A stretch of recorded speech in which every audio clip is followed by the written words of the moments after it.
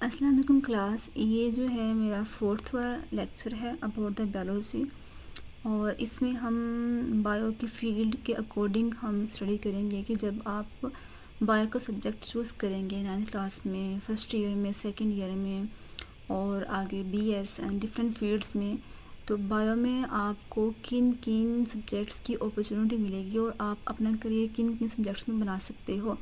तो यहाँ पर हम बेसिकली बात कर रहे हैं करियर की, बायो का करियर क्या है।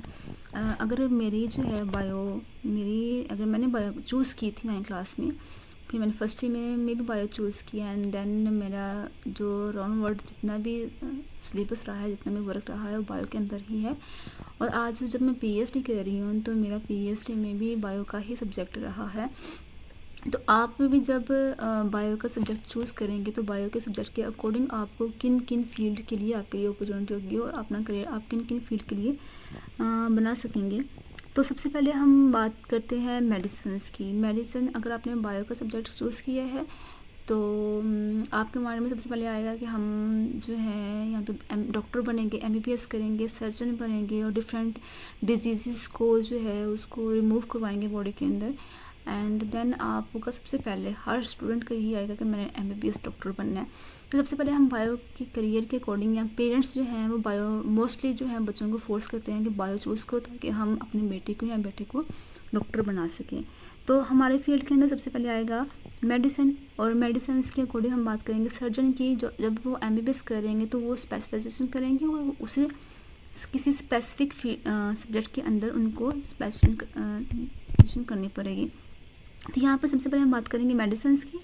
मेडिसिन में हम बात करेंगे कि आप किसी डिजीज़ के ट्रीटमेंट के लिए और या किसी डायग्नोसिस के लिए हम उसको स्टडी करेंगे मेडिसिन्स के हवाले से। और एंड देन आप बात करेंगे सर्जन्स की।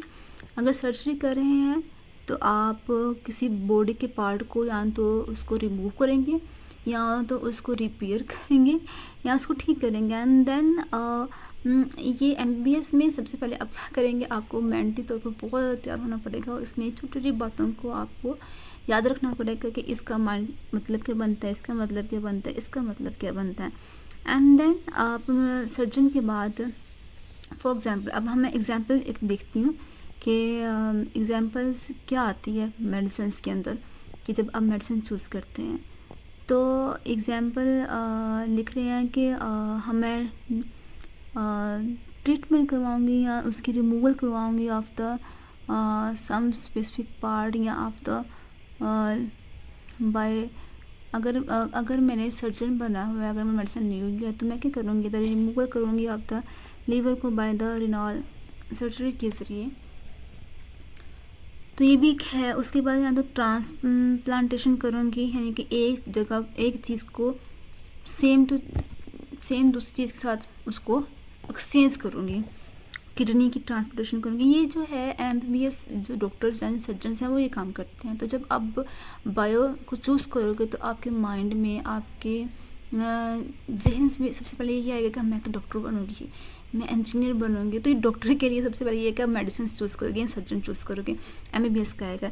एंड सेकंड देखिए फिशनरी, ये भी बहुत अच्छे सब्जेक्ट है। अगर आपने बायो रखी हुई है फर्स्ट ईयर सेकंड ईयर में एंड देन आपका बीएस डॉक्टर नहीं बने तो आप ये सब्जेक्ट चूज़ कर सकते हैं फिशनरी, यानी कि हम यहाँ पर फ़िश को स्टडी करेंगे, उसकी प्रोडक्शन को स्टडी करेंगे और ये फ़िश जो है कैसे प्रोड्यूस होती है, कहाँ पर होती है, कहाँ पर इसकी रिप्रोडक्शन हो रही है, इनकी खुराक क्या है और ये किस तरह सांस लेते हैं और इनकी एवरीथिंग, आप इनकी एवोल्यूशन के बारे में स्टडी करेंगे। पहले ये क्या था, पहले ये किस तरह था, अब भी किस तरह है और कहाँ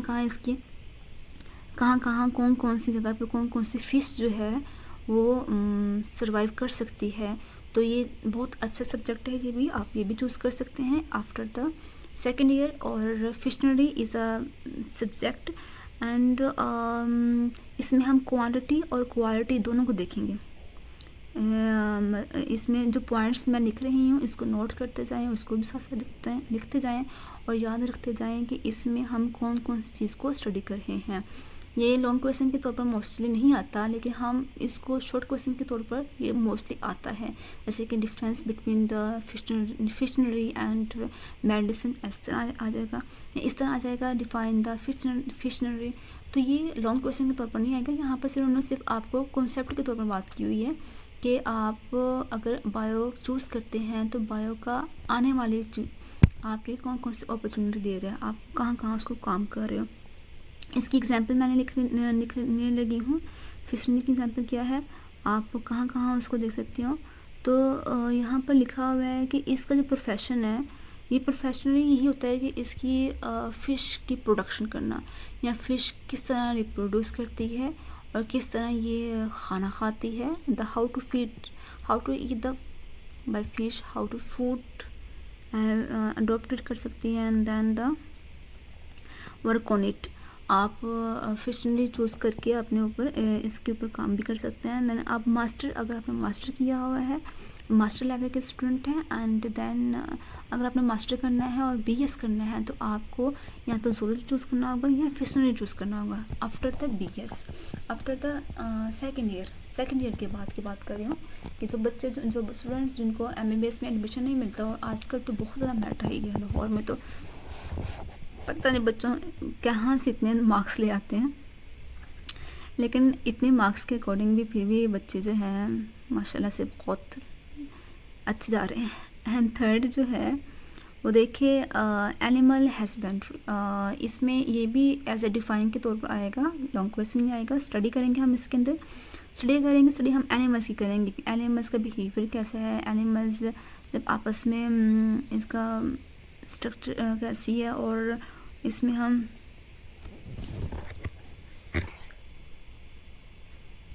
एग्रीकल्चर्स को कंसल्ट करेंगे कि एग्रीकल्चर का जो है वो एनिमल्स के साथ क्या रिलेशनशिप है, और ये आपस में बना के किस तरह एक सोसाइटी बनाती हैं। तो ये भी एक एनिमल्स की कोडिंग बात की हुई है। तो इसमें हम जब फर्स्ट ईयर सेकंड ईयर कर लेते हैं, after the first year second year, तो इसमें हम ज़ूलॉजी चूज़ कर सकते हैं, आई थिंक सो। इसमें हम लाइफ स्टॉक की बात करेंगे, इसमें हम आप भी जो पॉइंट्स हैं आप उसको या तो खुद अपने नोट्स बनाओ। मैं अक्सर ये बात कहूँगी कि जो स्टूडेंट्स जो वाकई ही पढ़ना चाहते हैं और वाकई ही बहुत अच्छी तरह स्टडी कर सकते हैं, तो वो अपने नोट्स खुद बनाए और अपनी चीज़ों को खुद हैंडल करें। और इसमें एग्जाम्पल कौन कौन सी आती है, शीप और कैटल आती है, आप इसको स्टडी करो। And then I will be discuss the horticulture. Horticulture क्या होता है? मेरी जो है आपने जो है वो करियर के बारे में स्टडी कर लिया। पहले आप मेडिसिन कर सकते हैं या तो डॉक्टर बन सकते हैं। देन मैं देखूँगी कि आप फिशरी चूज़ कर सकते हैं अगर आपको मेडिसिन में एडमिशन नहीं मिला। देन आप एनिमल हस्बेंड्री चूज़ कर सकते हैं, जिससे हम कहते हैं कि जानवरों का डॉक्टर बनना है, भाई हमने जानवर तो ये वो है। इसमें उसके बाद हॉर्टिकल्चर में क्या होता है, आप गार्डनिंग चूज़ करेंगे, मतलब आपको पौधों से बड़ी मोहब्बत है और फिर आप पौधे चूज़ करेंगे। लेकिन ये बोटनी की कोडिंग नहीं है, प्लांट्स ही है कह सकते हैं हम। लेकिन इसमें हम मोस्टली जो है स्टूडेंट्स जो है वो गार्डनिंग चूज़ करेंगे, फार्म्स बनाएंगे। फार्म किसका बनाएंगे, उसका एनिमल्स का भी फार्म हो सकता है, इसमें फ्रूट का भी फार्म हो सकता है, इसमें वेजिटेबल्स का भी फार्म हो सकता है। तो ये डिफरेंट फार्म्स के अकॉर्डिंग ही ये हॉर्टिकल्चर्स का बात की हुई है। ये इन्होंने गार्डनिंग की बात की हुई है कि गार्डनिंग को एक art banana, art of gardening. तो ये वो चीज़ें उन्होंने की हुई हैं कि एक वेजिटेबल्स की फार्मिंग कर लेना, फ्रूट्स फार्मिंग कर लेना। तो हॉर्टिकल्चर भी आप चूज़ कर सकते हो, यानी कि गार्डन की देखभाल करना, ये भी हम कह सकते हैं आर्ट ऑफ गार्डनिंग। तो ये एक मैं यहाँ पे एग्जांपल में जो लिखूँगी वो भी farm of the gardening and then इस तरह से रिलेटेड कुछ होगा। एंड ये जो पॉइंट्स हैं, इन पॉइंट्स के अकॉर्डिंग अगर आप याद रखोगे तो इंशाल्लाह आपको कभी भी नहीं भूलेगा, इंशाल्लाह। ये है मेरा 5 पॉइंट्स, आई थिंक 4 पॉइंट्स हैं ये। और अब मैं आपको लेके जाऊंगी 6 पॉइंट पे, जो आई थिंक फार्मिंग है। 6 पॉइंट पे आई थिंक फार्मिंग है। हाँ जी, ये देखिए फार्मिंग है। और इस फार्मिंग में क्या होगा कि आप फार्मिंग चूज़ कर सकते हैं, जैसे कि फार्मर्स होते हैं, किसान होते हैं, तो आप वो भी चूज़ कर सकते हैं आफ्टर द सेकेंड ईयर। ये करियर है, इसमें आप बिल्कुल भी फिक्र ना करेंगे। आजकल हम क्या होता है कि बायो में आजकल तो बहुत सारे स्टूडेंट्स जो हैं वो आईटी की तरफ रिमूव हो जा रहे हैं, तो लेकिन बायो में मोस्टली इसलिए आते हैं कि उनको एमबीबीएस बनना है। बट एमबीबीएस के अलावा अगर आप देखेंगे तो आपको बहुत ज़्यादा जो है स्टूडेंट्स डिफरेंट फील्ड्स में नज़र आएंगे। इसमें हम डिफरेंट फार्म्स बना सकते हैं। जैसे हॉर्टिकल्चर में फार्म्स की बात की थी, फार्मिंग तो यहाँ पर आती है। फार्मिंग में हम यहाँ पर फ्रूट्स की फार्मिंग कहते हैं, एनिमल्स की फार्मिंग कहते हैं, वेजिटेबल्स की फार्मिंग कहते हैं। तो यहाँ पर वो फार्मिंग की बात की हुई है। तो हॉर्टिकल्चर में एक्चुअली बात की हुई थी गार्डनिंग की। आपने वहाँ पर बाग लगाने हैं, बागों को किस तरह रखना है, बागों को फूल। तो ये बहुत अच्छे सब्जेक्ट्स हैं और बहुत खूबसूरत माशाल्लाह से हैं। तो आप इसको स्टडी करो and then will be discuss. And farming किसकी मानी है, पहले एनिमल्स की, and then farm animals in breeding technologies. Animals breeding in technology को इस्तेमाल करते हुए हम फार्मिंग बनाएंगे, और फार्मिंग की बनाएंगे for production of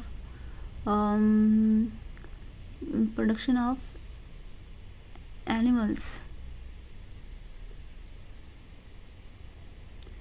and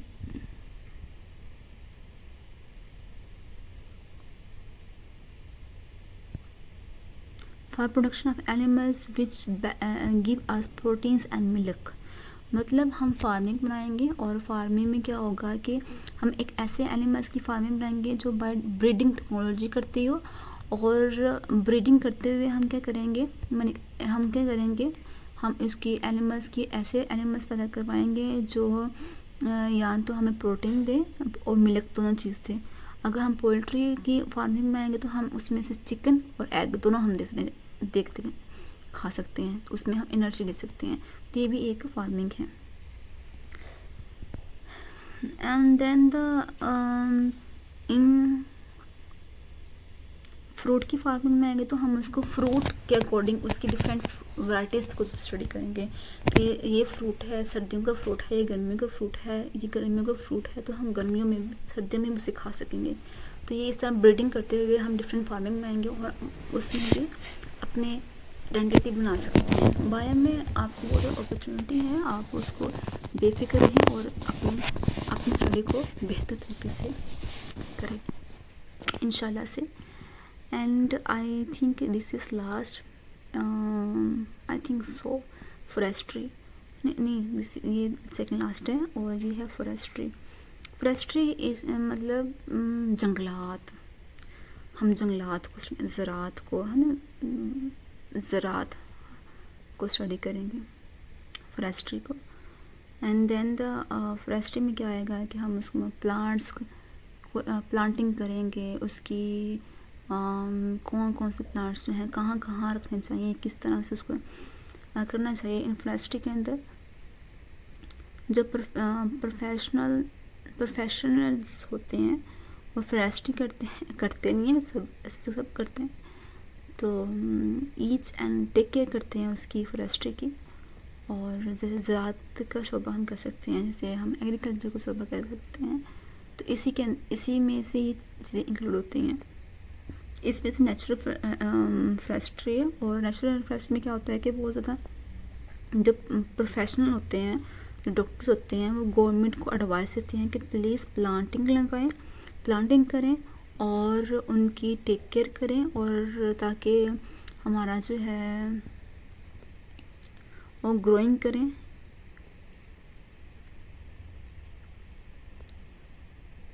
artificial farming की।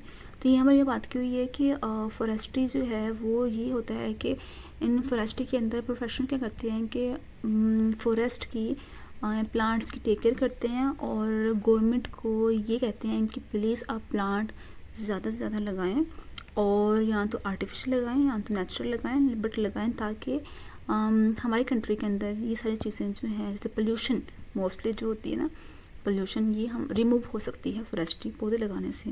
हवा अच्छी होगी, पोल्यूशन खत्म हो जाएगी, जैसे बढ़ती हुई आबादी में। ये लास्ट है biotechnology, I think so this is the biotechnology. And मैंने आपको ये बायोटेक्नोलॉजी जब ब्रांचेस ऑफ बायोलॉजी मैंने पढ़ाया था, मैंने ये कहा था कि इंसान जो है वो कोई ऐसा काम करे और कोई ऐसा प्रैक्टिकल वर्क करे, एक ह्यूमन एक ऐसा प्रैक्टिकल वर्क है, लेटेस्ट प्रोफेशन है, और इसको हम बहुत बहुत ज़्यादा इम्पोर्टेंट है ये डेफिनेशन के अकॉर्डिंग, इसको आप अंडरलाइन करें और इसको जो है टिक करें। ये पेपर में बार बार पूछी जाती है। डिफाइन बायोटेक्नोलॉजी, ऐसे ही आता है define biotechnology and what is biotechnology. तो यहाँ पे ये होता है कि एक इंसान जो है कोई ऐसा काम करे, प्रैक्टिकल काम करे, उससे कोई ऐसा सब्सटेंस बनाए और वो सब्सटेंस जो है वो दूसरे लोगों के लिए फ़ायदा हो, तो हम इसे कहते हैं बायोटेक्नोलॉजी। Study and work